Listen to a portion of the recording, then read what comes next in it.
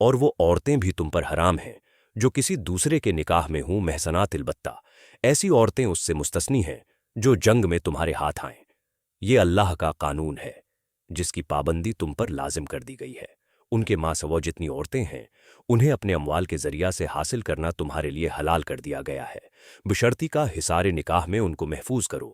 نہ یہ کہ آزاد شہوت رانی کرنے لگو۔ پھر جو ازدواجی زندگی کا لطف تم ان سے اٹھاؤ اس کے بدلے ان کے مہر بطور فرض کے ادا کرو۔ البتہ مہر کی قرار داد ہو جانے کے بعد آپس کی رضامندی سے تمہارے درمیان اگر کوئی سمجھوتا ہو جائے تو اس میں کوئی حرج نہیں، اللہ علیم اور دانا ہے۔ اور جو شخص تم میں سے اتنی طاقت نہ رکھتا ہو کہ خاندانی مسلمان عورتوں محسنات سے نکاح کر سکے، اسے چاہیے کہ تمہاری ان لوڈیوں میں سے کسی کے ساتھ نکاح کر لے جو تمہارے قبضہ میں ہوں اور مومنہ ہوں۔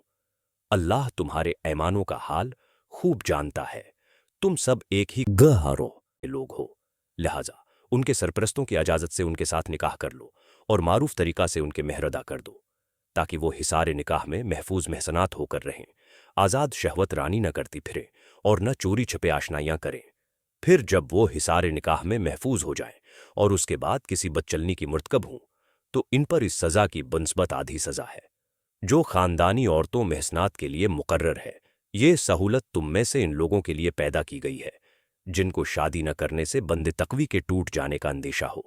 لیکن اگر تم صبر کرو تو یہ تمہارے لیے بہتر ہے، اور اللہ بخشنے والا اور رحم فرمانے والا ہے۔